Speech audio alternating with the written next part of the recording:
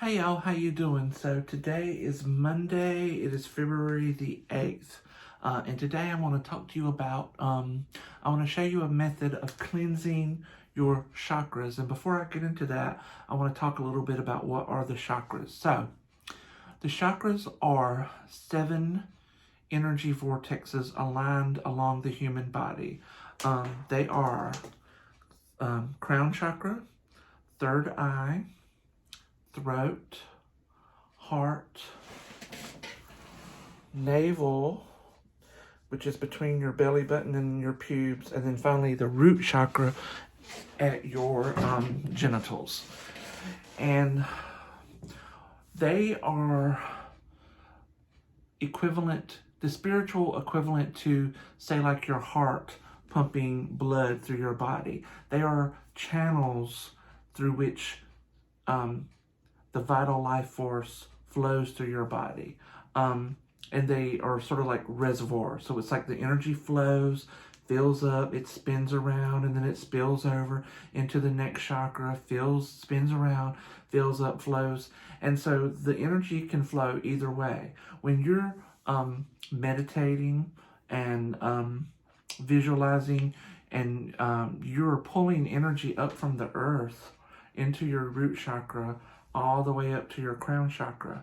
When you are doing spiritual things like casting spells, praying, things of that nature, you're pulling energy in through your crown chakra and it flows downward to your root chakra so that you're connecting with the divine this way or up through the earth to sort of recharge, excuse me, and replenish your chakras. So, much like a dam, sometimes chakras can get blocked and then it impedes the flow of energy.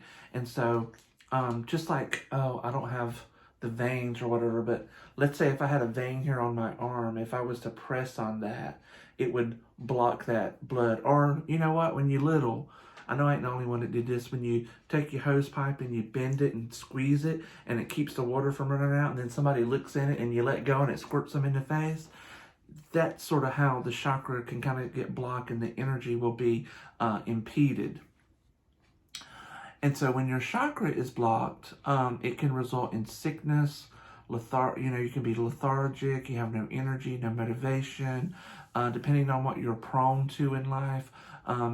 You can become depressed, and then depending on the exact chakra which is blocked, it can manifest in different ways. For example, if your root chakra is blocked and you're a man, you may experience impotence or low sex drive. With a woman, it could be low sex drive. I guess you'd have trouble with arousal. If your heart chakra is blocked, you may lack empathy. You may, what is the word I'm looking for? You won't allow love or friendship to be drawn to you because that chakra is blocked. If your third eye chakra is blocked, you're cut off from your intuition. These are just some examples. And I kind of want to go back to blocking your chakras. What are some of the things that block your chakras? Stress can block your chakras. People can, when you're under magical attack, that can block your chakras. And these things go hand in hand. Sometimes if you get sick, that can block your chakras. Getting your chakras blocked can result in sickness, but also sickness can cause your chakras to become blocked because these things work together. So that's just a real quick primer. Oh, also, each of the chakras is associated with a different color, a gland in the body, bodily function. Really quick, for example, crown chakra is white. Then we go purple, blue, green, yellow, orange, red. That's the colors. So the method I'm going to show you to cleanse your chakras, I know a lot of people just sage themselves. They use sage to cleanse their chakras and cleanse their aura. Some people take a beer bath to cleanse their chakra. All you do is draw yourself a warm bath, pour a can of beer into it, and you just sort of bathe with that. But the method I'm going to show you, what you need is you're going to need a pendulum. This is a pendulum I recently got from India, and it has a carnelian tip, same as my pendant I wear. You're going to need a little shot glass of water. That's just plain water in a shot glass. And you're going to need a photo of yourself or the person whose chakras you're diagnosing and trying to cleanse. And this is actually a photograph of me. You want a photograph that shows your entire body from head to foot. This is one of the few photos I had. I know I look silly. This was a photo shoot for work, and we did a couple of silly photos before we actually took photos for our website. So anyway, I'm trying something new with this video. So I'm going to stop this right here, and I'm going to move my camera so that you're going to be able to see this photograph on the table. And then I'm going to try to use that app to sort of merge the two. So wish me luck. And if it looks crappy, just forgive me, okay? Okay, so here we go. Now I'm holding this camera by hand. I'm going to try to be steady as I can. But what you see here is just the photo of me. And all I'm going to do is take my pendulum, and I'm going to hold it over the crown chakra. And as you can see, it's swinging in tiny circles. I don't feel any negativity. It doesn't feel erratic. It feels smooth.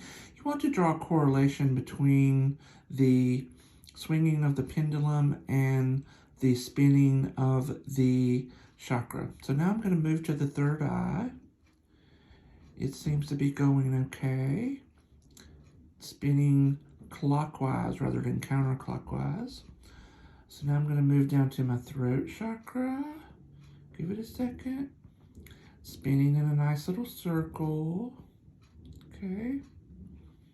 All these are even so far. So now, as soon as I go to my heart chakra, look at that. It's going side to side, side to side. So I want to make a note of that. And I'm going to move down to my navel chakra. It's going a little diagonal, but up now it's going in circles. So my belly is fine. And then I'm going to go down to the root chakra. Now it's going in counterclockwise circles, but it's steady. It's going well. I'm going to move back up to that heart chakra. And look at there. It's going back side to side. So what I'm going to do is I'm going to stop the pendulum, and I'm going to hold it over the heart chakra, and I'm just going to make counterclockwise circles, and I'm going to focus on pulling any negativity out of that chakra. And it's going to take as long as it's going to take. I can't tell you. And I'm just going to focus on pulling any negativity out of my heart chakra.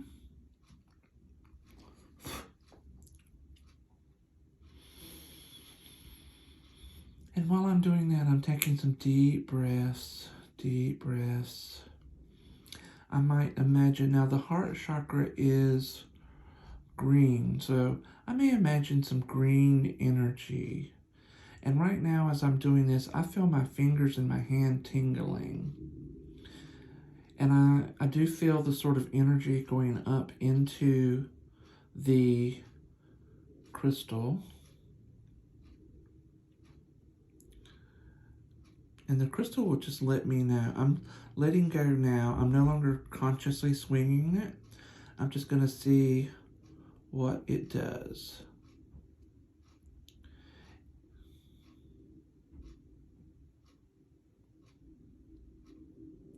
It's a little erratic, but it's slowly stopping diagonal.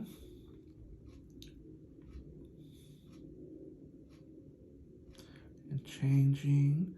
Okay, now we're getting clockwise circles. My fingers are tingling, and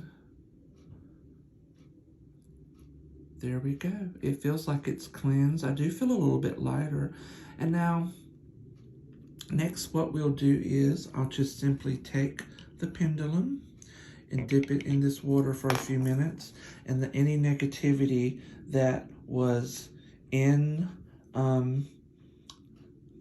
the pendulum that was drawn off my chakra will just, be cleansed and dissipated. So the next thing you want to do is, for me, and I'm not going to get into that in this video, but now I want to consider, why was my heart chakra out of balance? So that's something that I'm going to have to meditate on and think about so it doesn't happen again. And then maybe in a couple of days, I may recheck the chakras. So anyway, this is something that you can do anytime you feel like you need it.